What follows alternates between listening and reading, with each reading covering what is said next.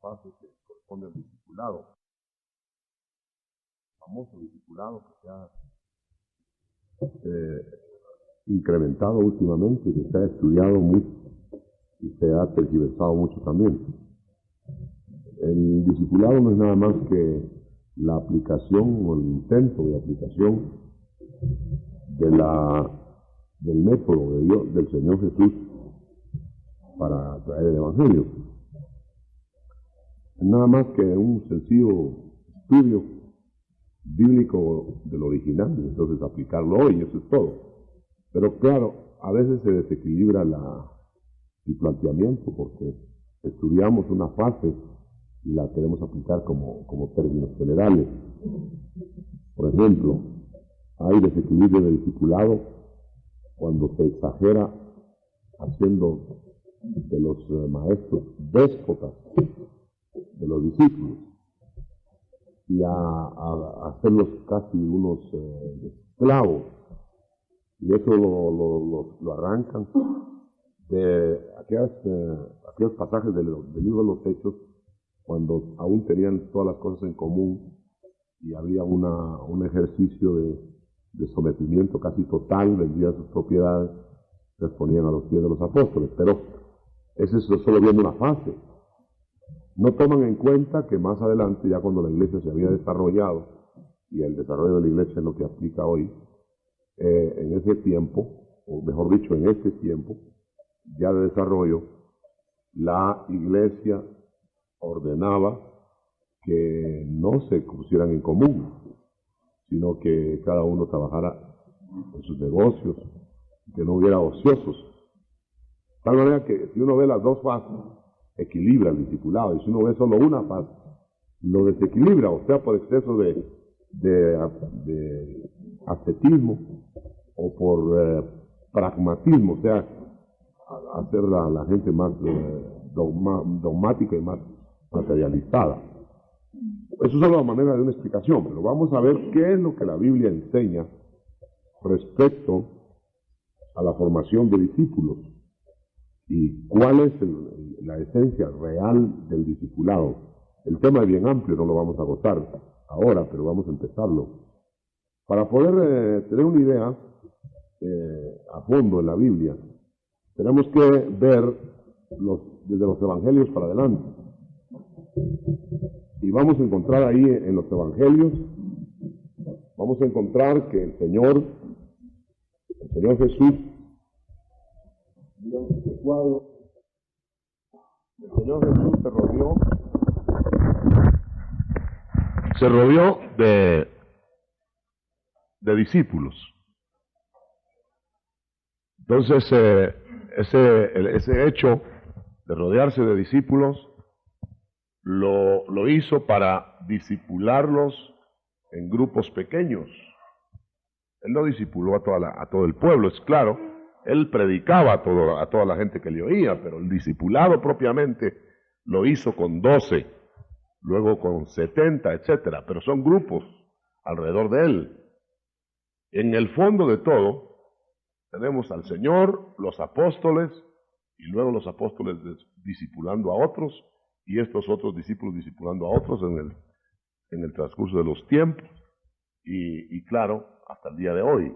Hay una cadena de conexión, cuando dice Pablo en 2 de Timoteo, me parece capítulo 2, que dice que hay que llamar hombres fieles, a los cuales hay que enseñarles, dice, para que estos a su vez les enseñen a otros. Esa es la cadena discipular. Pero la parte más importante la tenemos no propiamente en las enseñanzas directamente del Señor en su ministerio terrenal, porque ahí sería como una especie de faceta inicial, o sea, de preparación antes del ungimiento. Aquí la tenemos en este esquema, pero lo vamos a explicar después. Lo que quisiera decir es que en los evangelios ven ustedes al Señor discipulando, pero en un discipulado que no podemos aplicarlo estrictamente hoy, porque era un discipulado de gente no ungida, era un discipulado de gente que el Señor estaba preparando para cuando fueran realmente enviados bajo el ungimiento. En primer lugar fueron enviados bajo órdenes personales del Señor, pero eran en una fase preparatoria. Era tan preparatoria la fase que no se les permitió ir a todas las gentes, sino solamente a los judíos. Y entonces, para ver el discipulado ya a fondo, tenemos que empezar en los finales de los evangelios, cuando el Señor ya está resucitado. Entonces el Señor resucitado empieza a ser el verdadero discipulado, porque es un discipulado mundial.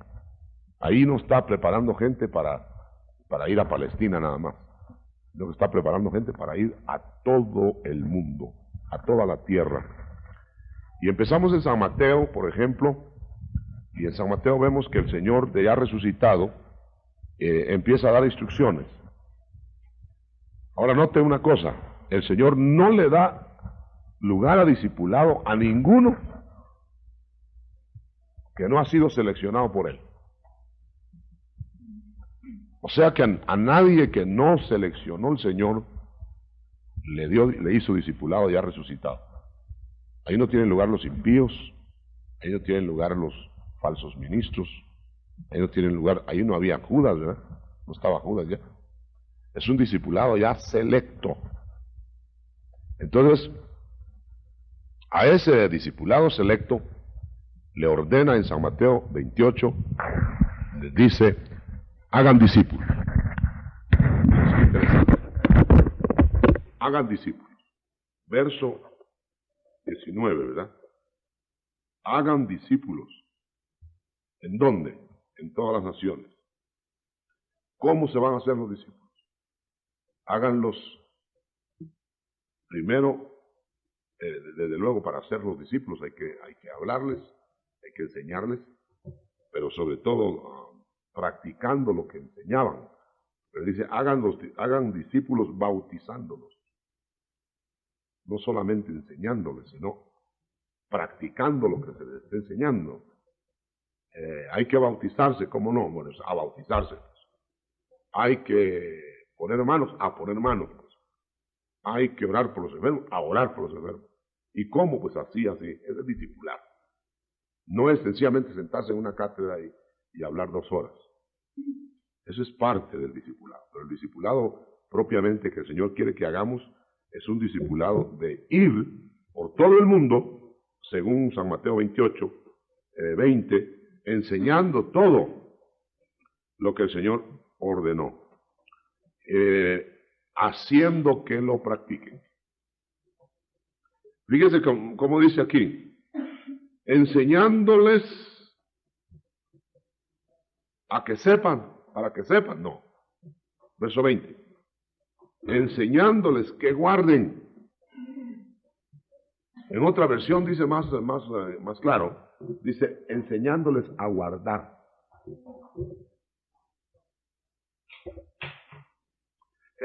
Ustedes notan la diferencia. No es solo enseñar, no es una cátedra fría.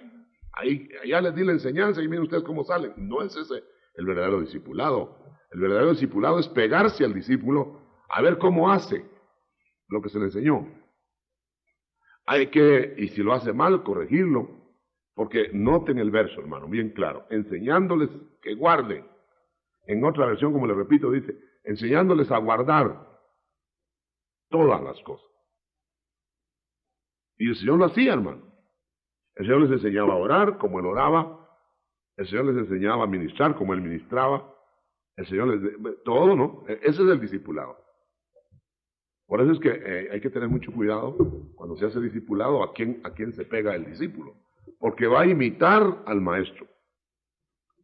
Y si es un maestro que está desviado o torcido, van a nacer discípulos torciditos. Y entonces el Señor ordena que enseñemos todo. Es otro detalle. Enseñar a guardar todo, no encubrir nada de lo que el Señor enseñó, pero tener la sabiduría de decirlo en su tiempo. Vamos por un ejemplo. Hay personas que empiezan a discipular, fíjese pues, acaba de aceptar la persona, y nomás acaba de aceptar y ya le están diciendo lo que todavía ni ellos mismos han aprendido a hacer.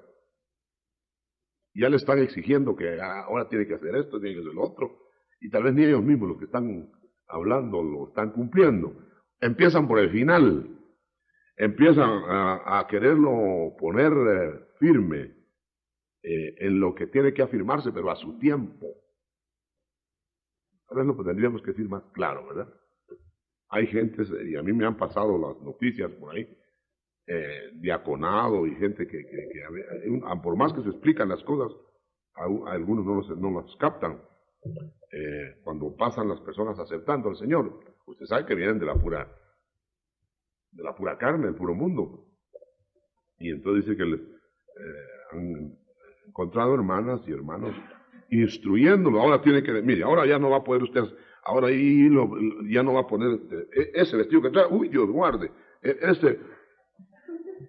Entonces los hermanos o hermanas nuevos se van pensando que a saber dónde se metieron, por falta de sabiduría. Aún, desde luego, eso hay que enseñarlo, cómo deben andar, cómo deben comportarse, pero a su tiempo.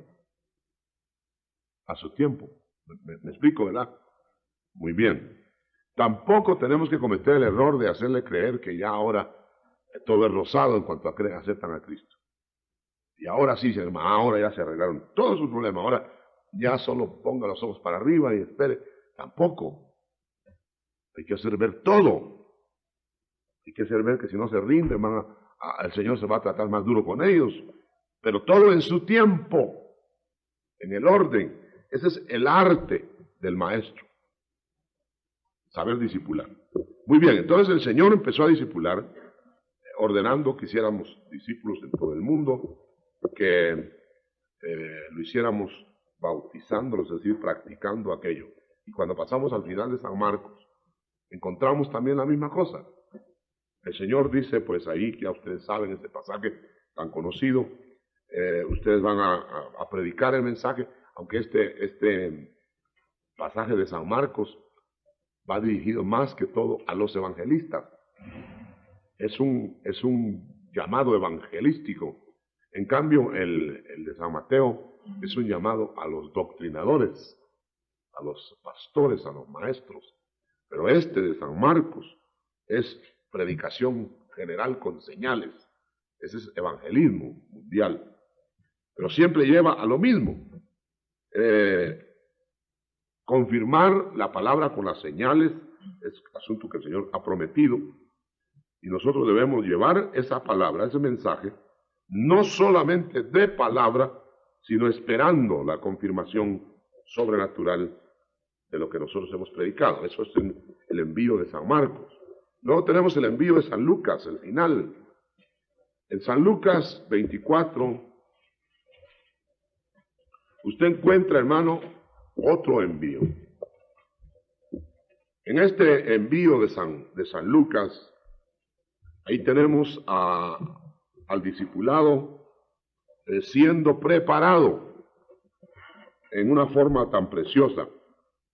Abran el capítulo 24 y usted ve que estos discípulos, a pesar de que habían estado en un periodo preparatorio bien largo de 3 años y medio, ahora se encuentran torpes y se encuentran completamente inadecuados para salir con el mensaje.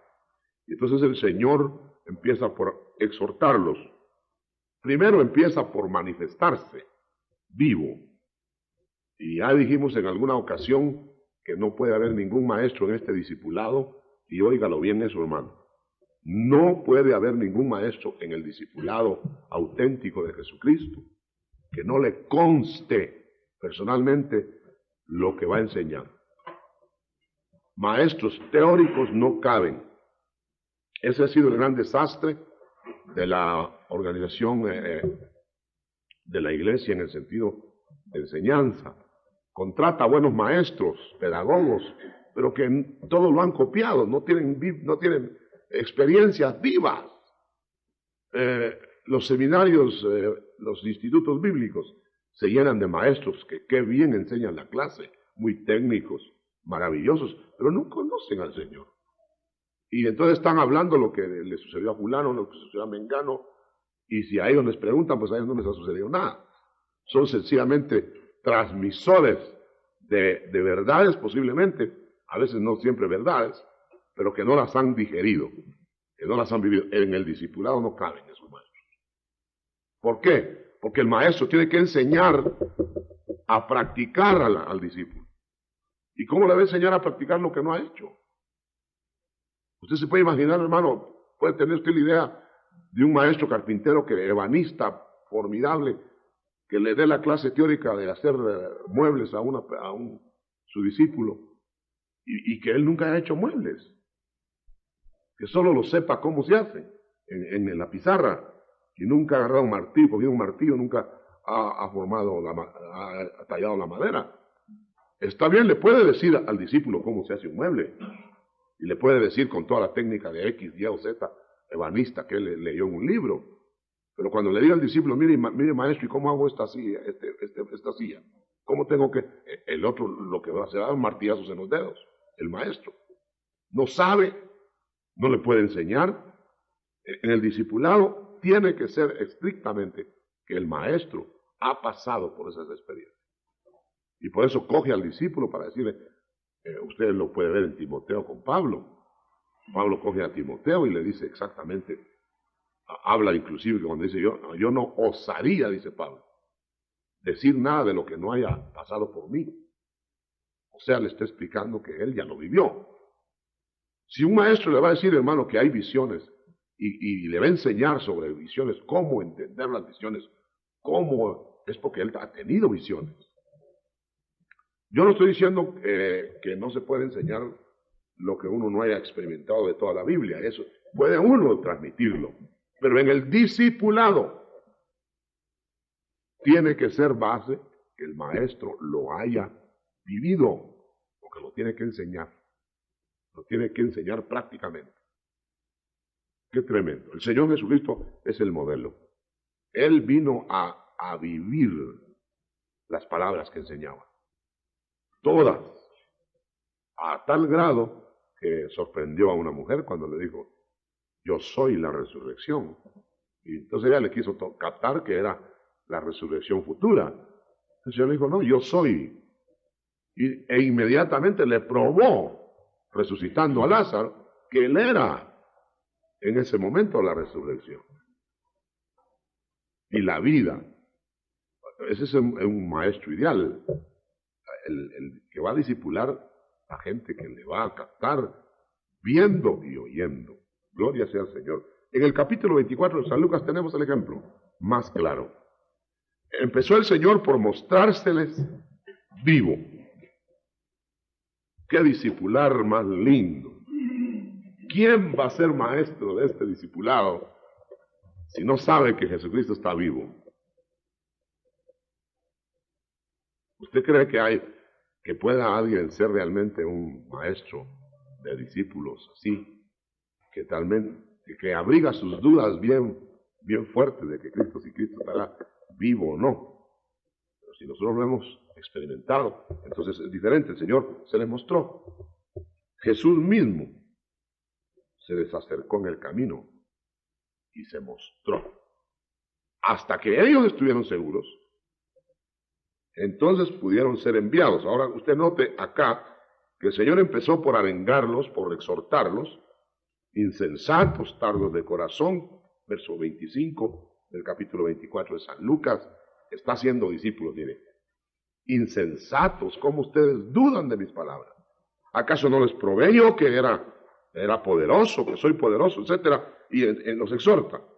Y dice en el 31 que entonces les fueron abiertos los ojos para realmente captar quién era Jesús. Hasta el 31. Entonces, ¿qué le está haciendo el Señor? Está tomando discípulos que no lo habían entendido a cabalidad, pero ahora les abre los ojos y lo entienden.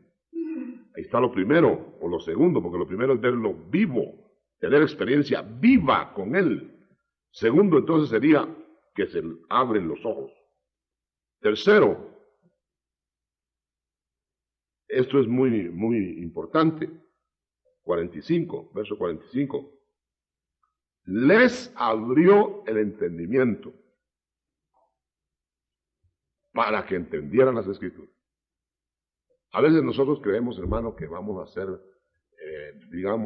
queremos ser maestros, queremos ser enseñadores de la palabra, queremos tener un ministerio tal o cual, de los ministerios preciosos que el Señor da, pero debemos entender algo que yo quiero explicar ahora.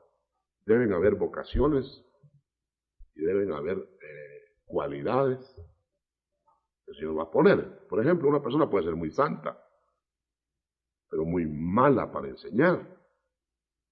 Puede ser muy profundamente santa. Como santa, no le gana a otro.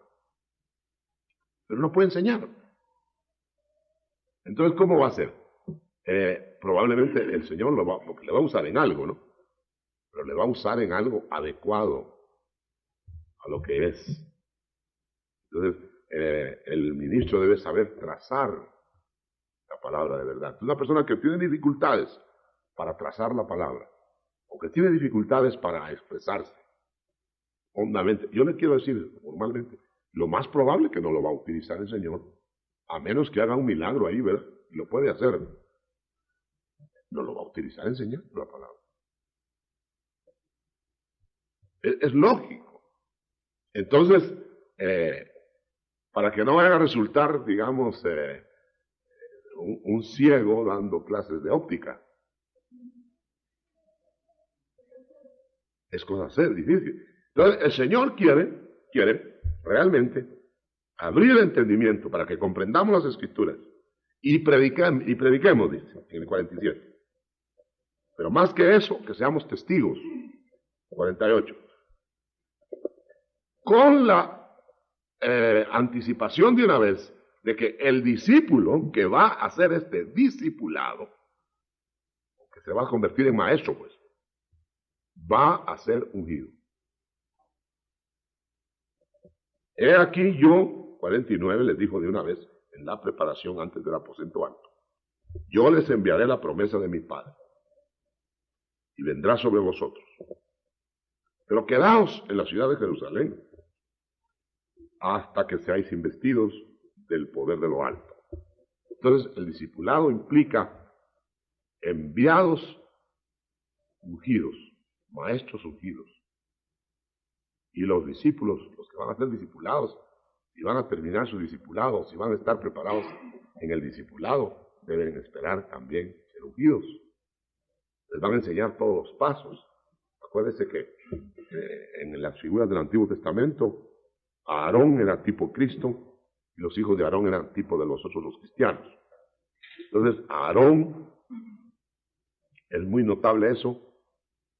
Primero antes de ser ungido, Aarón, tipo de Cristo, antes de ser ungido, se derramó sangre de cordero, porque el sacrificio del cordero fue antes que el ungimiento de Cristo. O perdón, el ungimiento primero y después el sacrificio. Me estoy invirtiendo el término. Lo voy a marcar aquí, si me lo permite. Porque es una figura muy linda. Primero, tenemos Cristo. Cristo es Aarón. Como Aarón.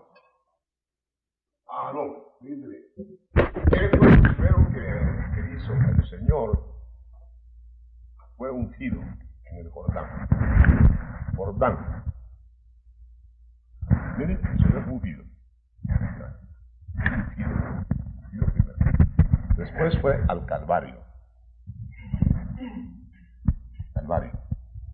Después del Calvario, entonces ya ministró, en este ministerio que estamos hablando, discipular, ya resucitado, ministró a sus discípulos, que iban a todo el mundo, en la forma que él lo especifica. Ahora mire, Aarón, primero ungido,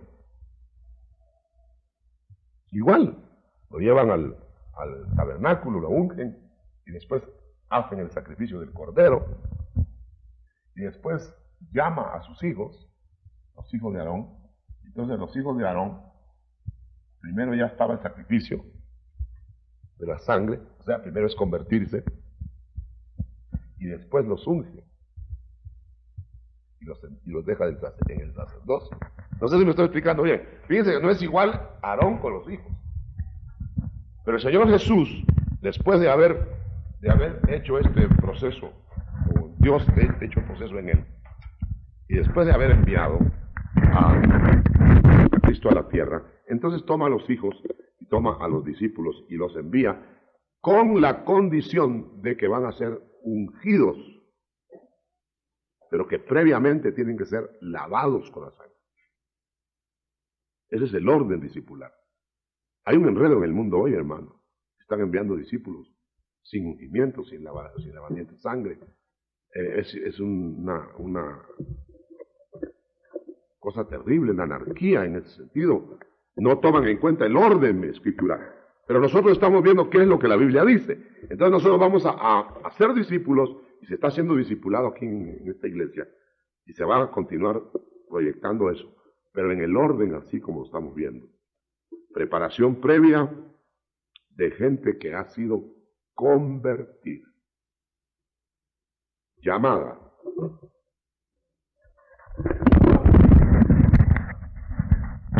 Lo llama el Señor, lo convierte, luego lo prepara.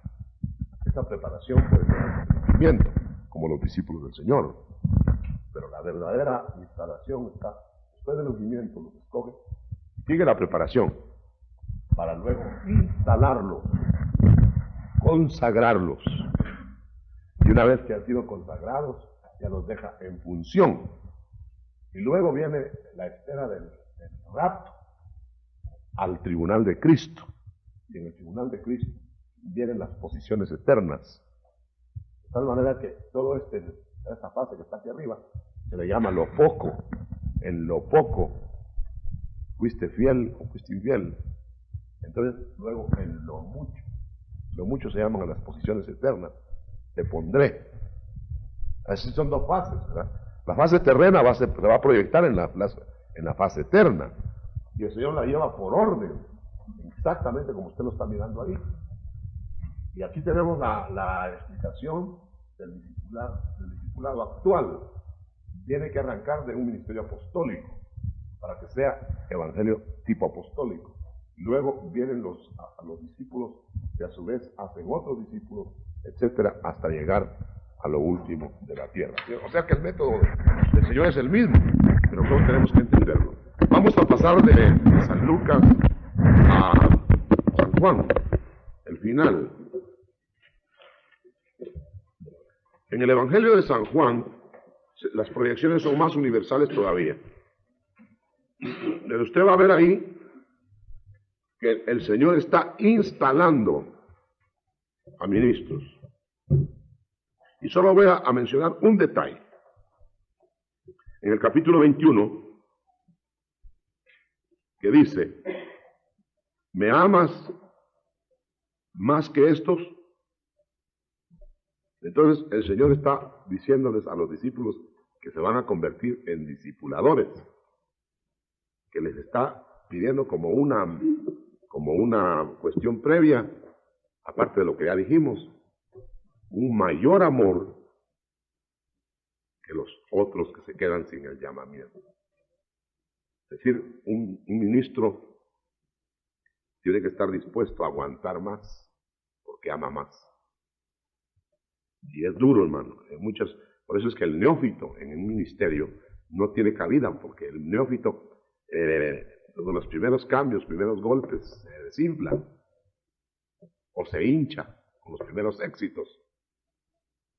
A los primeros disparos cae el neófito. Y a las primeras victorias ya no lo aguanta nadie. Por eso dice la Biblia, no un neófito. Hay que prepararlo, hay que arreglarlo, todo el discipulado. Yo debo decir esto como una de las verdades que a veces no se dice mucho, y es la verdad. A una persona nueva le hacemos más daño poniéndolo inmediatamente que el beneficio que pensábamos hacer. Se acaba eso de las iglesias tradicionalistas, que para conservar a la gente les colocan en un puesto. Y lo retienen en medio de puestos. Pero si una persona es nueva, lo mejor que puede hacer, tener la sensatez y la paciencia de esperar, ser discipulado. Los grandes desastres de la iglesia han sido debidos, entre otras cosas, a que los nuevos, muy nuevos, ya quieren tener ministerio. Hoy se convirtieron en la noche y ya soñaron que están predicando en el Japón. Y en japonés pueden predicar porque nadie los entiende, de todo modo. Pero si van a ir a enseñar algo, tienen que aprenderlo primero. Y es una señal de orgullo cuando la gente se adelanta. Es que ¿sabe qué quiere decir eso? Yo ya estoy preparado, lo que pasa es que no me comprenden. Y el Señor sabe que todavía no está preparado. Les ha pasado a ministros viejos, hermano, que cuando creían que estaban preparados, el Señor les muestra que no estaban preparados. A Moisés le muestra que con 40 años en la corte, cuando él creyó que estaba preparado, le mostró que no estaba preparado. Pablo, que sale ungido con un ungimiento tremendo del camino de Damasco y a comerse a todos los fariseos que encontraba, por poco lo matan y va a parar a su casa. ¿Por qué? Porque se adelantó. Porque él pensó que la preparación era una preparación intelectual, una preparación humana, y la preparación del ministro es una preparación espiritual. Nunca podemos decir que estamos ya al tope de la preparación. Pero cuánto más si nosotros estamos apenas iniciando. Pacto de poder, allá estaban con Pablo. Los que les gustaba que les estuvieran regañando a cada rato estaban con Pedro. Porque para todo hay gustos. Hay gente que le gusta que le están apaleando todo el tiempo. Y cada uno defendía su área. ¿Verdad? Así que no nos asustemos, hermano. A veces me han encontrado por la calle y me dicen, ustedes son unos presumidos, creen que son ustedes. Y yo me he puesto a pensar, ¿cuántos de nuestros discípulos nos están defendiendo sin que nosotros se los pidamos? Y entonces están haciendo un ambiente de como que yo soy de Elim. Ahora nos dicen a nosotros, Elimita. Pero el caso es, hermano, que hay una sección volante, flotante en la iglesia, que el Señor acusa aquí. Y dice, había un grupo que no tenía cobertura apostólica. El verso 12. ¿Y ustedes de dónde son? ¿De quién los cubre? ¿Con quién están? ¿Quién es su apóstol? Yo no tengo apóstol. ¿Para qué? Nuestro apóstol está en el cielo, es Cristo Jesús. Pareciera una cosa muy más elevada, como que eso les hubieran ganado a los otros grupos. Pero en realidad, a la luz de los contextos, lo que quiere decir es que esta gente, yo soy de Cristo. El verso 2, es la gente díscola, es la gente que no quiere sujeción, son los que no tienen cobertura, son los que andan flotando por todos lados y rebotando. ¿Por qué? Porque ellos creen, menospreciando los ministerios, creen que están más cerca del Señor. Porque entonces cuando ya no les va a enseñar el hombre, les va a enseñar Dios. Y el Señor ha decretado que aunque Él podría enseñar directamente, Él ha decretado que estemos cubiertos por ministerios. Esa es la orden que el Señor ha dejado. De tal manera que, aunque no es bueno que se peleen, que yo soy de fulano, yo soy de mengano, tampoco es bueno estar sin cobertura, porque entonces está fuera de la estructura de la iglesia.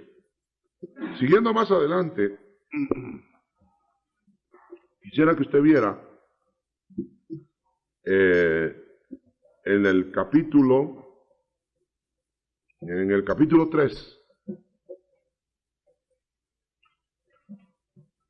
los versos 9 en adelante.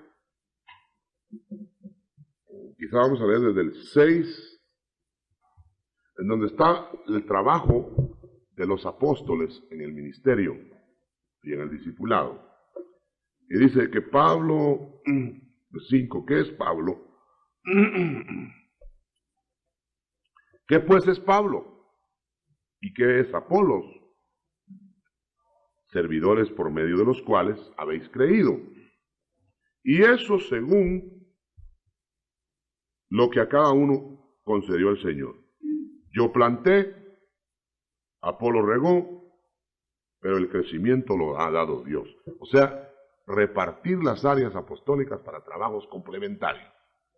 Hay áreas apostólicas que van a estar trabajando con énfasis en un renglón, otras áreas apostólicas con énfasis en otro renglón. Por ejemplo, aquí podemos distinguirlo, ¿verdad? Yo sembré, como dice, yo planté, Apolo regó. ¿Cómo les suena eso a ustedes? Como que Pablo hizo énfasis en evangelismo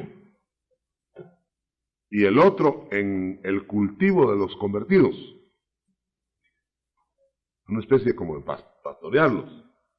Bien, dos áreas apostólicas distintas dentro de un apostolado de la iglesia. O sea que el Señor va a sacar áreas con apóstoles, con énfasis en cada tema que el Señor quiere ir complementando. Por eso es urgente, no solo que estemos cubiertos por apóstoles, sino que haya realmente verdaderos apóstoles. Porque entonces el Señor va a ordenar las áreas según la necesidad de la iglesia. Y no van a haber superposiciones de trabajo ni fricciones. Ya cuando hay rivalidades apostólicas entre los ministros apóstoles, como queriendo sobreponerse en su trabajo el uno al otro, eso tiene que ser carnal, hermano. Porque si realmente el Señor está llamando apóstoles, los va a llamar a una armonía y a una complementación de áreas, como estos apóstoles. Ellos no se peleaban, tenían a veces confrontaciones de tipo organizativo, de tipo de opiniones inclusive, pero el Señor los sabía organizar y colocar. Ven acá, Pedro, tú me vas a hacer apostolado con los judíos. Un tipo de apostolado. Y con seguridad que no hablaban lo mismo, en la misma forma. Entonces lo manda con los judíos. Y luego dice, y tú, Pablo, te vas a ir a los gentiles. Repartiendo con idiosincrasias de raza. Estaba mejor preparado Pedro para trabajar con los judíos que Pablo. Y Pablo estaba preparado para trabajar con los gentiles, mejor que Pedro. ¿Se acuerda que Pedro no le caían muy bien los gentiles? Y Pablo, necio, queriendo predicarles a los judíos, y hasta que el Señor le tuvo que decir en visión una vez, vete, si no te van a oír aquí, yo te voy a enviar a los gentiles. Tu apostolado es con los gentiles. A veces nosotros, la naturaleza de nuestro apostolado, lo equivocamos de nuestro ministerio. Y nos enojamos porque otro está trabajando otra área en distinta forma. Pero cada uno tiene su modelo, ojalá dado por Dios. Porque ese es el asunto, que tiene que ser dado por el Señor. Entonces tenemos a los tipos de apostolado, y dice, luego dice acá, así que, ni el que planta, 7, ni el que planta, ni el que riega, sino el que vale ahí es el que da el crecimiento. Nos podríamos pasar regando todo el día, ¿verdad? O nos podríamos pasar sembrando todo el día. Si la semilla no crece, ¿qué haríamos? Perder el tiempo. Mojarnos y resfriarnos echando agua. Y nada. Eso quiere decir, hermano, que realmente la verdadera labor es del Señor, aunque nosotros participamos. Pero no podríamos hacer absolutamente nada si no fuera que el Señor interviene. Ni el que planta ni el que riega son una misma cosa, y el que planta y el que riega son una misma cosa, aunque cada uno recibirá su recompensa conforme a su labor, porque nosotros somos colaboradores de Dios, qué privilegio, y vosotros sois labranza de Dios. O sea, los maestros de discípulos son colaboradores de Dios, y los discípulos, los que están haciéndose discípulos, son labranza de Dios, y todos edificio de Dios, ¿verdad? Ahora, conforme a la gracia. Ahora yo quiero que lleguemos a este punto, hermano. En el discipulado, nosotros solamente vamos a reconocer que puede haber un discipulado legítimo cuando está el fundamento del verso 11. Esto lo digo porque ahora está siendo discipulado hasta la iglesia falsa.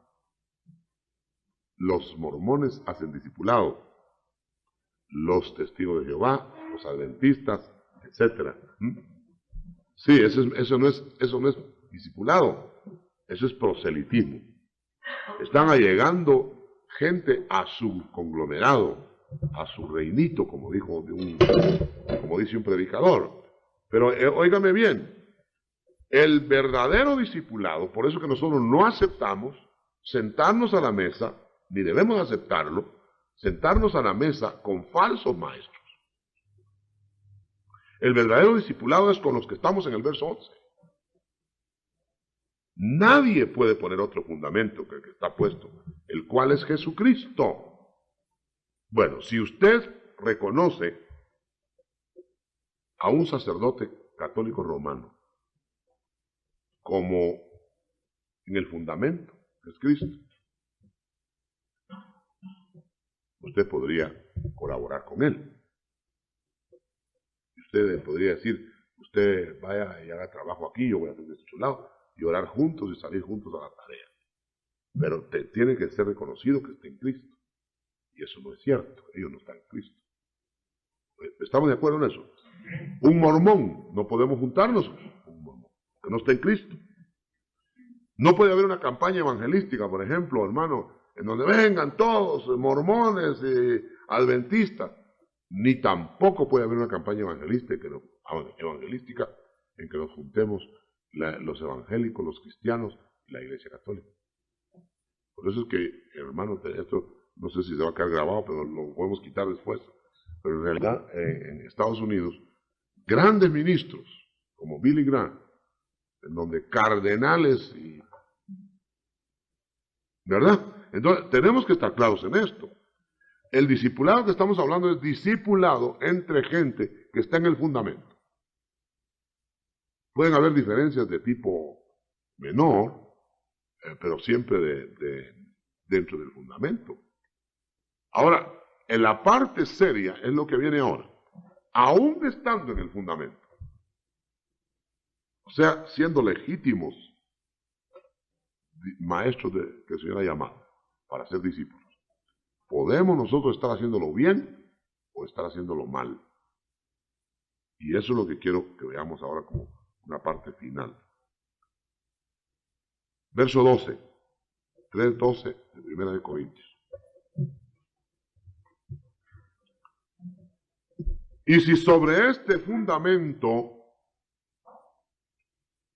el que está ministrando, alguno dice aquí, edificare, oro, plata, piedras preciosas, madera, heno, hojarasca. Esta es la labor ministerial. Algunos han tergiversado este pasaje y creen que esto son pecados.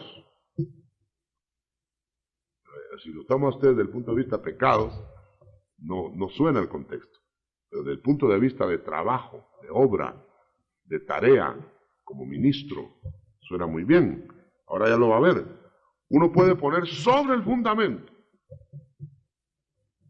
lo bueno, lo perdurable, lo que se va a mantener o lo que va a ser quemado, que no queda nada, hojarasca, heno, madera.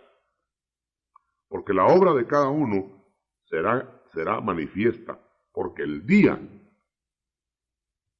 la declarará, pues por el fuego será revelada, y la obra de cada uno, cual sea, el fuego la probará. El Señor va a probar a sus ministros si la labor que están haciendo, si la tarea que están haciendo, la están haciendo aceptable o no aceptable. Si la están haciendo en el espíritu, lo están haciendo en la carne. Si están poniendo hojarasca sobre Cristo o si están poniendo perlas y piedras preciosas sobre el edificio, para el edificio. O sea que la tarea de cada uno va a depender de lo que hayamos nosotros aportado como producto del espíritu o como producto de la carne. Y así va a ser al final, porque ahí va a ser dirimida la obra de cada persona al llegar al tribunal de Cristo. Y aquí no estamos hablando a nivel de salvación, sino que a nivel de galardonamientos. El tribunal de Cristo no es para gente perdida, no es para los impíos, para ellos es el juicio final. Para los que está preparado el tribunal de Cristo, es para todos los que son de Cristo, o mejor dicho, están en Cristo. haciendo la tarea, haciendo la labor. Y cuando lleguemos al cielo, lo primero que van a hacer es colocarnos como buenos o malos obreros. Y esos buenos o malos obreros serán galardonados de acuerdo a la tarea que realizaron, a la tarea que ellos llevaron adelante. Hay otro detalle más, hermano, en el capítulo 9 de Primera de Corintios. ¿Cómo nosotros vamos a discipular? ¿Cómo vamos a discipular adecuadamente? Y yo creo que en esta fase sí vamos a terminar ahora. Y es la siguiente, capítulo 9, versos, vamos a ver cuál, verso 19 en adelante. Ustedes saben, hermano, que nosotros nos vamos a encontrar, y yo quiero que me pongan mucha atención a esto, porque esto aclara algunos puntos dudosos que algunas personas no han querido entender, algunos no han podido entender, pero algunos no han querido entender. Y es lo siguiente, nosotros vamos a trabajar en distintas áreas, los que vamos a ser discípulos. Vamos a trabajar en áreas paupérrimas, en donde no tienen qué comer, en donde las necesidades son hondas, materiales y espirituales. Y vamos a trabajar en áreas de gente muy acomodada, no tiene problemas económicos. Ahora, yo quiero que usted note esto, hermano. No vamos nosotros a poder hablar de la misma manera a unos y a otros. Y repito que esto es lo que a veces no se entiende o no se quiere entender. No se puede trabajar igual a unos y a otros. Y se lo voy a probar con la Biblia. No es una manera de defensa por algún trabajo que se esté haciendo en el IMI, sino que es una explicación bíblica de lo que a mí el Señor me ordenó. A mí me ordenó en estos últimos tiempos trabajar no solo las áreas que hemos estado trabajando. No sé si me estoy explicando. El Señor me dijo claramente, me dijo que era el tiempo final y que nosotros habíamos olvidado unas áreas de gente que no la habíamos visitado. Se refería a gente pudiente. Ahora yo le voy a explicar por qué. Aquí lo vamos a ver. Porque el problema, hermano, es si es final ya y al Señor se acerca. Esta gente está siendo visitada, me dijo el Señor explícitamente, por aprovechadores y tergiversadores de mi palabra. ¿Y por qué mis verdaderos ministros no van? ¿Cómo se van a poder quejar después que los están torciendo, que los están aprovechando a estas personas, si ustedes no van? ¿Me estoy explicando? Ahora bien, hermano, ¿cómo vamos a ir a esta gente? A unos y a otros. No sé si ustedes se habrán dado cuenta y me van a tener que dar la razón. Si alguien opina diferente, me lo dice después. Ahorita no, porque sería una discusión larga. Note usted que la Biblia declara enfática y positivamente que el que tiene posesiones es más difícil que el que no las tiene para llevarlos al reino. ¿Sí o no? Pero no dice que no van a ser salvos los que tienen posesiones. Entonces, si van a ser salvos, alguien tiene que llegar a ellos. ¿Y cómo? ¿Cómo? Bueno, mire este pasaje. Es tremendo. Por lo cual, siendo libre de todos, me he hecho siervo de todos para ganar a mayor número. 9:19 de Primera de Corintios. Me he hecho a los judíos como judío para ganar a los judíos. Esto explica por qué Pablo algunas veces se condescendía con algunos detalles judaicos. Más de alguna vez, siendo ya cristiano, se rapó. ¿Cuándo nos han ordenado ahora que nos rapemos nosotros? ¿Verdad que no hay ninguna ordenanza? ¿Por qué se rapó Pablo? ¿Por qué Pablo circuncidó en cierta ocasión a Timoteo? ¿Se nos pide que nos circuncidemos? ¿Por qué condescendió? ¿Sabe cuál es la explicación?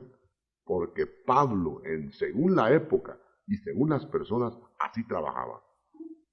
Con una sabiduría, hermano, con un tacto, en que no se le puede acusar a Pablo de que escondía el Evangelio. Al contrario, cuando ya la intención es esconder el Evangelio aparceramente, entonces Pablo cuadró a Pedro. Y eso que Pedro era el Papa, dice. Lo cuadró y le dijo en su mera cara, hipócrita. Porque aquí no estamos hablando de hipocresía, estamos hablando de sabiduría para llegar a hablarle a una persona del Evangelio de Cristo. Imagínese usted, hermano. Nosotros estábamos hablando anoche en una reunión con gente que se ha convertido. Yo los he visto convertirse. Tremendo. Aquello que yo puedo meter mi cabeza por esas conversiones. Y les dijimos, bueno, nosotros lo que hicimos, les dije yo anoche, es ponerles una trampita en el hotel. Los que no van a las iglesias y no se acercarían nunca a la iglesia, les pusimos una trampa en un hotel. Y cayeron en la trampa. Y todos estaban felices de haber caído en la trampa. Porque, hermano, hay que llegar con tacto y sabiduría a las personas según su vocabulario. Mire, pongámoslo de una manera. ¿Le hablaría usted igual a un ingeniero de una obra, un hombre bien instruido? ¿Le hablaría usted igual del Señor que como evangeliza a la muchacha que le ayuda en la casa? Contéstemelo, ¿verdad? Bueno, ¿y será que como uno le habla diferente a uno y al otro, será que le está llevando un evangelio a uno y otro evangelio a otro? Depende, ¿verdad? Si es tacto y sabiduría, maravilloso. Ahora, si es aparcedismo, si es hipocresía, entonces ya es otra cosa. Pero lo que nosotros tenemos que saber es llevar como Pablo llevaba el evangelio. Yo quisiera explicarme, verso 20. Yo me he hecho judío a los judíos. ¿Pero para qué? Para ganar a los judíos, a los que están sujetos a la ley, aunque yo no esté sujeto a la ley, como sujeto a la ley, para ganar a los que están sujetos a la ley. A los que están sin ley, como si yo no estuviera, como que si yo estuviera sin ley. ¿Sabía llegar? No estando yo sin ley de Dios, sino bajo la ley de Cristo. ¿Para qué? Para ganar a los que están sin ley. Me he hecho débil a los débiles, para ganar a los débiles. A todos me he hecho de todo, para que de todos modos salve a alguno. Y esto hago por causa del Evangelio, para hacerme copartícipe de él. Hermanos, el Señor nos manda a discipular de acuerdo al medio, a las necesidades, a las ocasiones, con una sabiduría y un tacto que la gente va a agradecer al final. Recordémonos de una cosa, no todos crecimos a la misma velocidad. No sé si usted se recordará cuando le hablaron del Evangelio, más de alguno debe ver aquí que y hasta insultó al que le habló del Evangelio. Otros fueron suaves para recibir el mensaje. Pero gracias a Dios que hubo en muchas gentes que llegaron a nosotros, hubo sabiduría y hubo tacto. Y nosotros entramos. Pero ¿qué hubiera pasado, hermano, si llega alguien, como llegó una vez una persona a un pueblo de por aquí de Oriente, un evangelista, de esos que salen sin tener la preparación todavía, y llegó a predicar a un lugar que se llama Estanzuela, y dicen que son muy idólatras ahí, tienen imágenes por todos lados en las casas, y este hermano entró y llegó y pidió un machete cuando vio todas las imágenes, y empezó a machetear imágenes. A él lo machetearon, después. Lo sacaron casi linchado de Estanzuela. Eso a mí me consta, yo lo supe. Porque es de saber llegar. No estamos en favor de la idolatría, ni de las imágenes, al decir que no es lo primero que se les tiene que decir, que quite, a menos que el Señor ponga ahí el momento. Tenemos que ser dirigidos. El discipulado va a fallar o va a ser un éxito en la medida que el maestro sepa comunicar oportunamente lo que el Señor ha dejado que se comunique. O sea que el discipulado que nosotros debemos aspirar aquí en nuestra iglesia es a lo menos el que yo deseo impulsar. Es un discipulado con tacto y sabiduría. Ahora, el que crea que eso no es así, que no, que hay que hablarles claro, que yo eso lo deshago en 2 días. Hermano, eso es absurdo, completamente absurdo. Es casi abusar de la personalidad de los individuos. Dice, hermano, que ni Dios pasa sobre la personalidad de la gente. Toca la puerta y les dice si quieren que entre o no. O sea que el Señor nos manda a tener tacto, sabiduría, compostura, y entremos al terreno del discipulado. Yo les puedo asegurar, hermano, que el futuro de la iglesia ahorita, en la iglesia de Cristo ahora, está en el discipulado. Las iglesias que están creciendo en el mundo a base de discipulado. Irnos por las casas, por los templos, por los lugares, haciendo discípulos, enseñándoles a guardar, no teorizar. Entonces vamos a tener nosotros ministros en el orden divino y vamos a tener discípulos que van a captar toda la grosura del maravilloso mensaje de Cristo. Y entonces nosotros no vamos a estar tratando de conformar a la gente, de hacerla por fuera, sino por dentro. Limpiar primero por dentro el vaso y lo de fuera se limpiará, dijo Cristo. Y no estemos peleando para limpiar por fuera lo que nunca se va a limpiar por fuera, aunque lo dejemos triclinizado por fuera. Porque si por dentro está podrido, va a salir la podredumbre otra vez. Le voy a contar un ejemplo de lo que esto dibuja lo que nosotros hacemos. Un hombre muy pulcro, pero muy pulcro, acostumbrado a hoteles de primera. Llegó a un hotel, no de primera, sino saber de qué categoría en un pueblo, pero era lo mejor que había. Pero estaba muy bonita la habitación, solo que el piso estaba muy lleno de polvo. ¿Saber cuánto tiempo tenía que no lo limpiaba? Pidió agua y jabón. Dijo, bueno, yo a lo menos voy a limpiar el piso. Y se puso a limpiar el piso, hermano. Y todos se reían de él. No se había dado cuenta que el piso era de barro. Tierra. Creo que era la baldosa que estaba encima del polvo, la tierra, ¿no? Entonces él se puso a limpiar. ¿Cuándo termina de limpiar ese piso? Mientras más agua echa y más jabón echa, lodo, ¿verdad? Ese se enfangó ahí, además, hasta que se dio cuenta de su tontera. Entonces nosotros muchas veces estamos tratando de ilustrar lo que no es piso.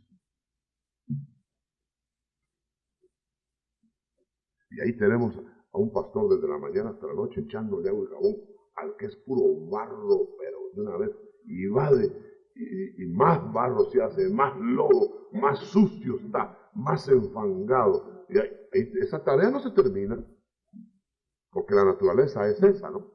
Pero vayamos a un piso, por sucio que esté, hermano, y le echamos agua y jabón, pues al fin va a quedar como espejo, porque es piso. Entendamos que el discipulado, tenemos que averiguar primero si la gente es piso o barro.